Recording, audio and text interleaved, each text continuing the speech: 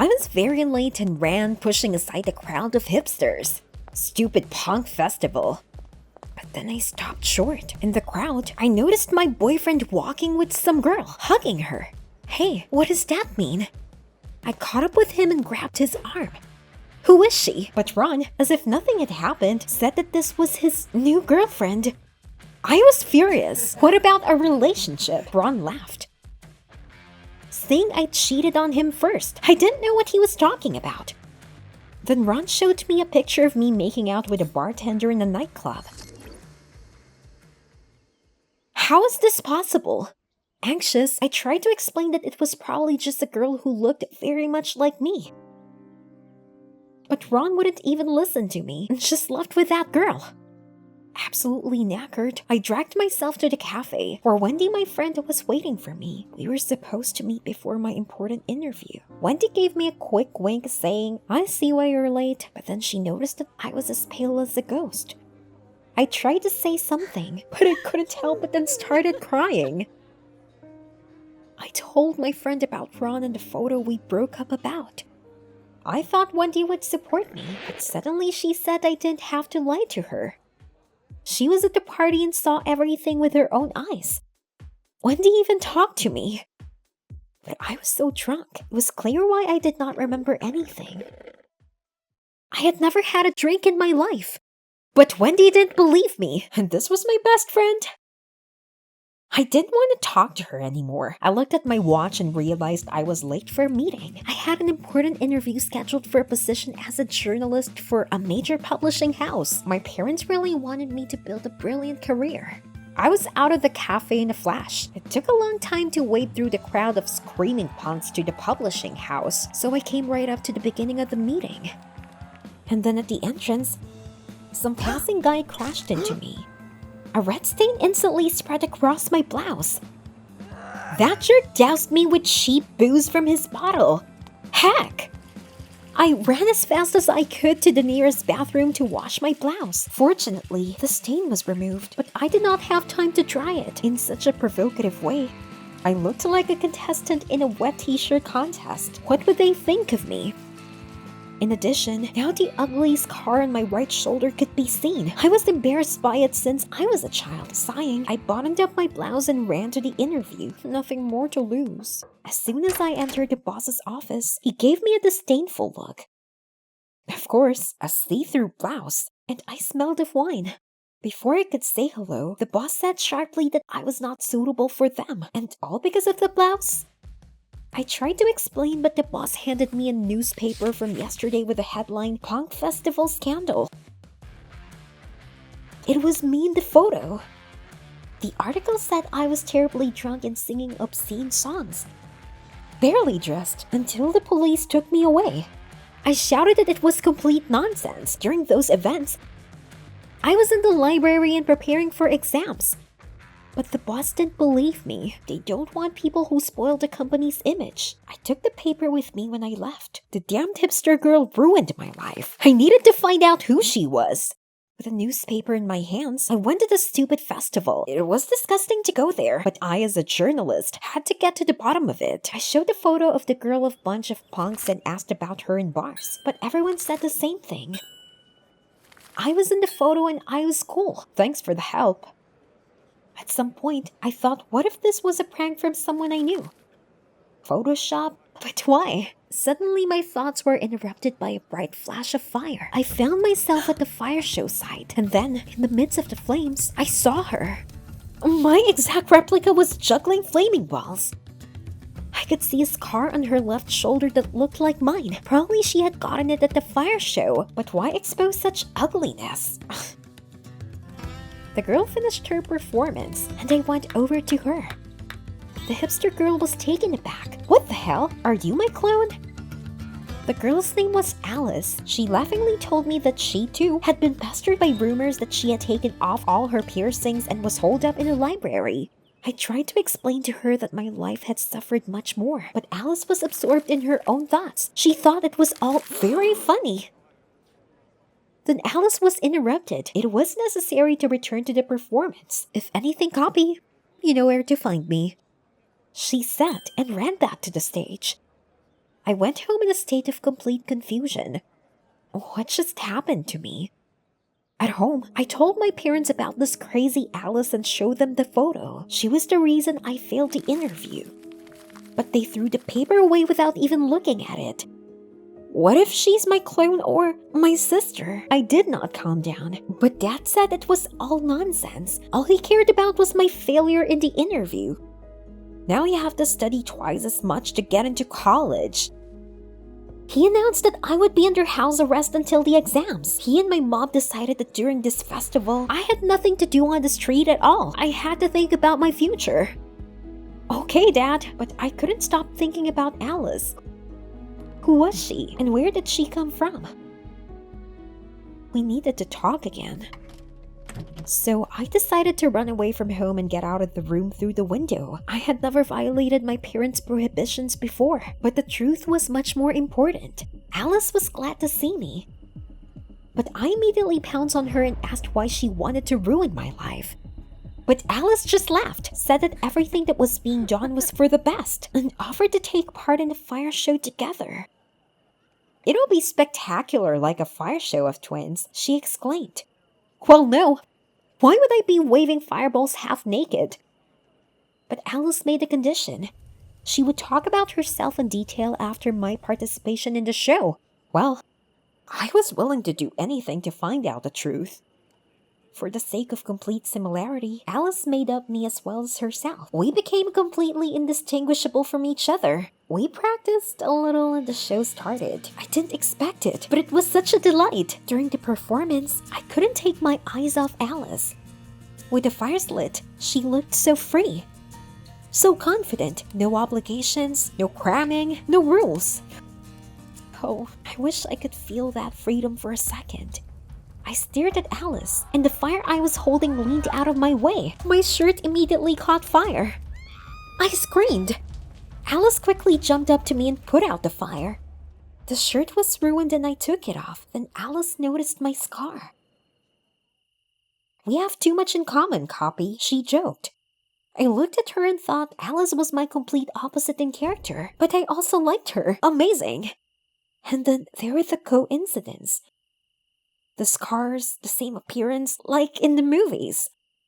"Melanie, go home immediately!" I heard someone call out to me. I turned around and saw my mom and dad in the crowd. Heck. I was confused, but Alice, finding out that it was my parents, grabbed my hand and we ran. As we pushed through the crowd, I could hear my parents asking me to stop. "Melanie, I'm begging you!" I looked back at the moment. Mom and Dad stopped to catch their breath. They looked exhausted. I felt sorry for them, and we approached. When my mother saw Alice and me next to her, she was stunned. She stared at her scar in amazement, trying to say something, and then fainted. But Alice was not confused and called an ambulance. Mom only woke up in the hospital, and the first thing she said was that Alice was my sister. It turned out that we were born Siamese twins, and we had fused shoulders. The separation surgery was supposed to be easy, but the doctors told my mother that my sister did not survive. But now she recognized Alice. She felt that it was her daughter. "I knew I was adopted," Alice said. She told me about her mother. She worked as a nurse in a maternity hospital and was childless. Once, in anger, her mother shouted that Alice was not her daughter, and that was why she was so much trouble. And Alice ran away from home. She was always attracted to the free life of punks. It turns out that the nurse just told Alice. Oh my god, I had a sister.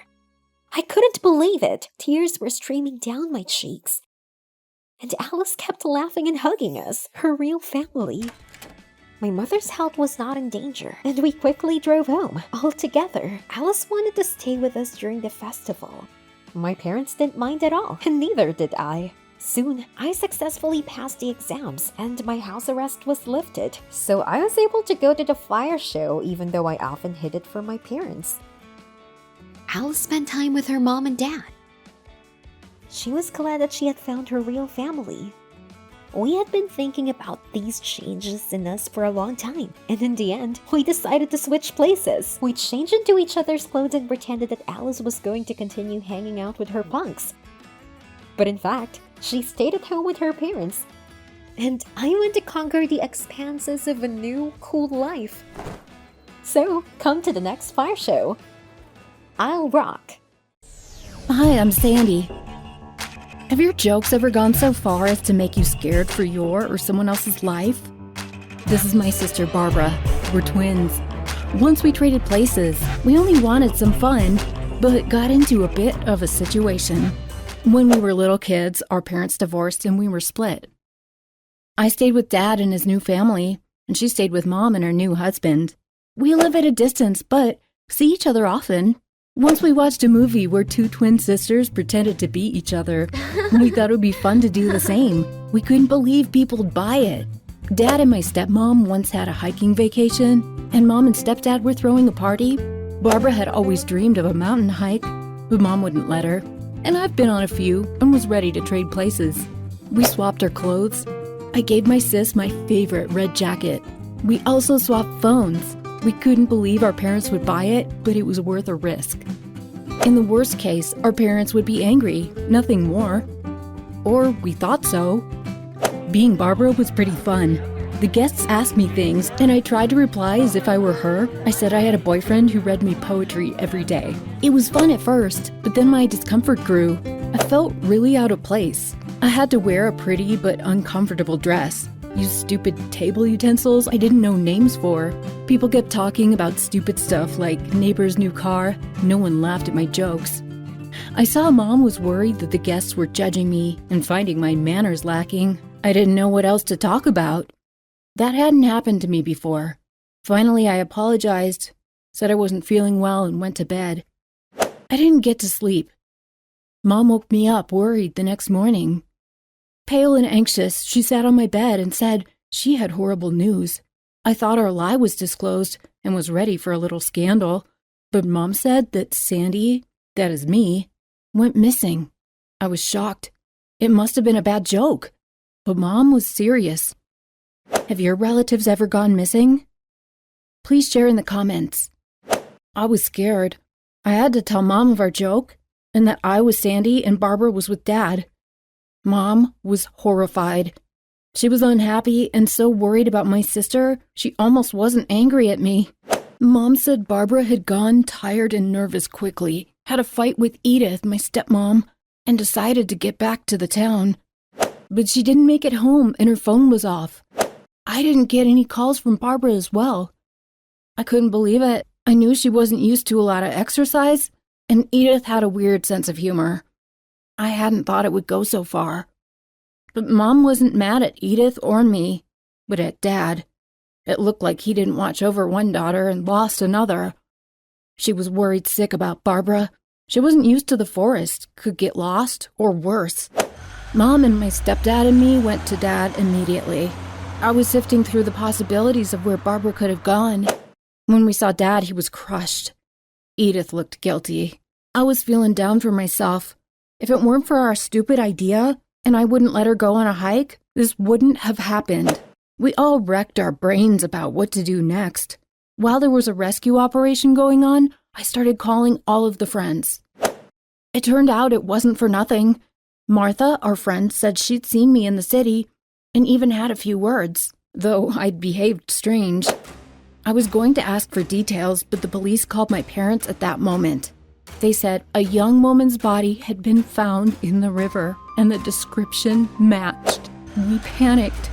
Neither of my parents could drive, so we took a taxi. I prayed it wasn't Barbara. We came and saw the body on the grass. The girl wore a red jacket, my jacket. My breath caught. The most horrible few seconds of my life. I looked closer and sighed with relief. It wasn't Barbara. Some other girl in a similar jacket. We were relieved, even though we felt sorry for the girl. And then my phone rang. It was Barbara. She was crying and asking if I was okay. Turned out she saw on the news. The mass media didn't bother to change the name. I was so happy. I wasn't even angry at her. When we got home, Barbara told what had happened. She was mad at Dad and Edith and didn't want to go home to them, but also didn't want to go back to Mom and spoil my fun. So she hitched a ride back to town and wanted to stay in a hotel. She was so upset about the fight with Edith that she drank a sleeping pill and was out for a day and a night. She didn't hear the calls, and when she woke up, she saw the news. We spent this night all together. Barbara and I shared a bed, and my parents slept where they could find a place. A few times I woke up to dreams of having lost her again. Now that it's all over, we decided to see more of each other, and Barbara and I realized that we all have a place, especially us twins. Do you have siblings? Do you have a fear of losing them? Share your stories in the comments.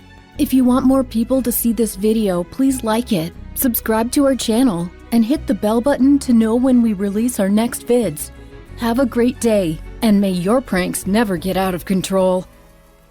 I suggested to my high school friend Beth that we test her boyfriend's loyalty and secretly swap them for a couple of days. She said yes. Beth and I hadn't seen each other since high school, and we just happened to meet at a hotel on vacation. She had a new boyfriend, Michael, tall, bulky, a real macho guy. Beth complained that girls constantly come on to him. She was very afraid that Michael would cheat on her one day and then leave her.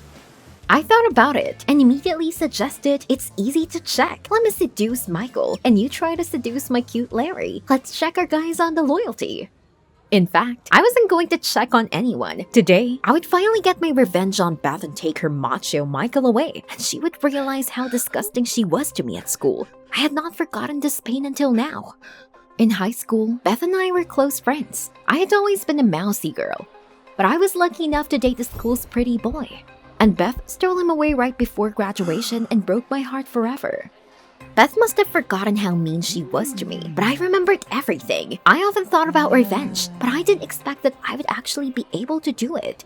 Beth really liked my idea of swapping boyfriends, and we agreed to meet for dinner in pairs and get to know each other. When I went up to my room, I was bursting with joy.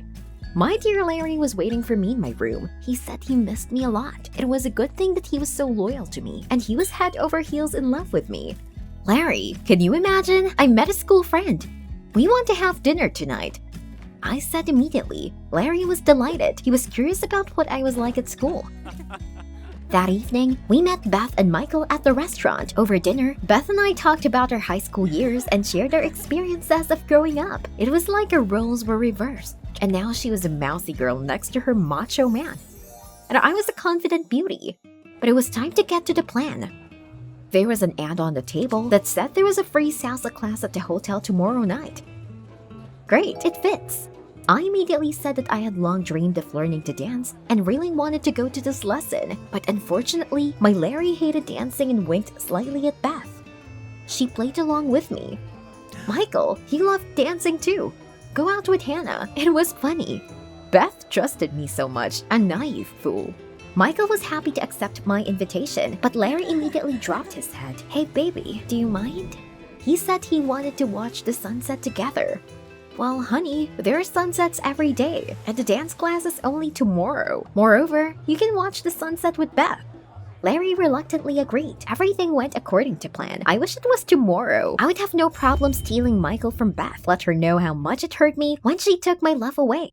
I spent the next day looking forward to it. Salsa is a dance of passion, and I had to hit Michael on the spot. I put on the most revealing dress and hurried to the meeting.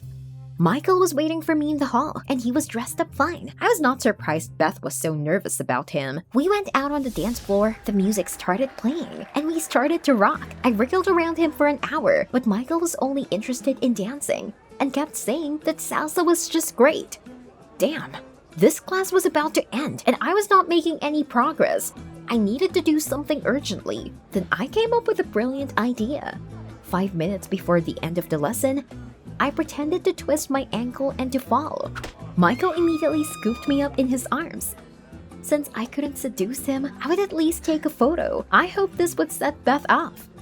I immediately pulled out my phone to shoot Michael's gentle embrace. But then I saw Beth. Have they already returned from their walk? I immediately clung to Michael and reached out to kiss him. Look, Beth, what a loyal boyfriend you have. But Michael immediately ran to Beth, leaving me alone. Before Michael could tell her, I blurted out that the girls needed to gossip and sent Michael to his room. Beth and I sat down in a cafe and I decided to please her first. I told her that Michael was loyal to her. Beth started to smile, but I immediately continued. But when Michael held me in his arms, he looked at me strangely, as if he wanted to kiss me. "So I think we should check it again," I said to Beth. Beth was upset, but then she agreed. She hoped I was just imagining it, but she had to be absolutely sure. Then my Larry came over with the cocktails. He invited me to dinner again, but I had a completely different plan for the evening. I told him that I had twisted my ankle and just wanted to sit on a bench by the sea. "But you can have dinner with Beth. She definitely won't mind." Larry didn't mind. So he and Beth went out to dinner. I immediately called Michael.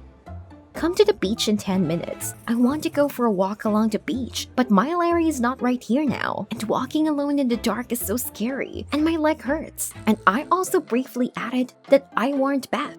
She did mind. Michael thought about it, but then said he'd help. Wow. This time I was determined to finish what I started. We walked barefoot on the beach for a long time. The water was so warm, and music was playing somewhere in the distance. Very romantic. "Just a little more and you'll be mine, Michael." We sat down on the chaise lounge by the sea, and suddenly we were so close. It was just a perfect moment. Maybe he liked me after all. Immediately, I reached out to Michael to kiss him. But then I noticed that Beth and Larry were sitting on the porch, not far from us, and Larry put his arm around Beth's waist. "What is this?" "Michael, I'm so cold. Can you get me a blanket from my room? I've got a long way to go with a limp." As soon as Michael left, I rushed to the sweet couple. I was furious. Was Beth stealing my boyfriend again? Beth chirped that she was glad my leg was good, but I immediately attacked the stinker. "What are you doing?" Larry tried to calm me down, but I didn't listen to him. This manipulative girl made my sweet Larry hug her. It was all over again, just like at school.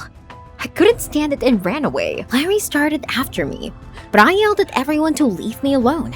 I wandered along the beach alone until midnight and calmed down a little. It was already cold, and I decided to go back to the room. Larry had to be worried about me. Then I saw him in the hallway.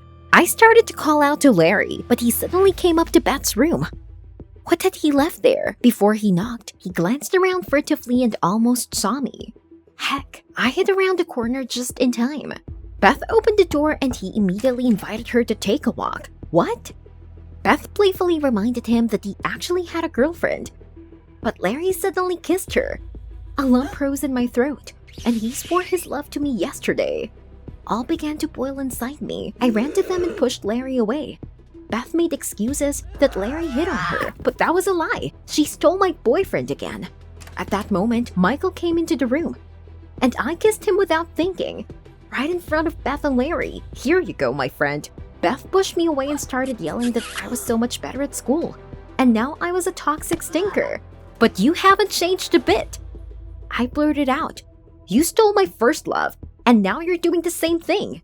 I got up and immediately went to the exit. Wiping away my tears, I ran into the room. I needed to pack my things right away. Larry followed me and tried to comfort me. Yes, he realized that he had fallen in love with Beth. So what? Heart wants what it wants. But I didn't want to hear anything. "Larry, it's over between us." I quickly zipped up my suitcase and ran out of the room. At the reception, someone grabbed my arm. "Larry, I've told you everything. Don't touch me." I turned around and saw Michael. I felt so bad for dragging him into this, and I was about to apologize. But then Michael interrupted me and said that he wanted to leave with me. He got tired of Beth being jealous and broke up with her. But I was very brave and he liked me at first sight. "No, Michael, what are you talking about? I'm not going to date you, even though you're not a bad guy." Oddly enough, Michael took my words calmly. He was about to leave when he turned around and said I needed to know something. Beth didn't steal my boyfriend at school. It turned out that my high school boyfriend followed her around, and Beth didn't know how to blow him off.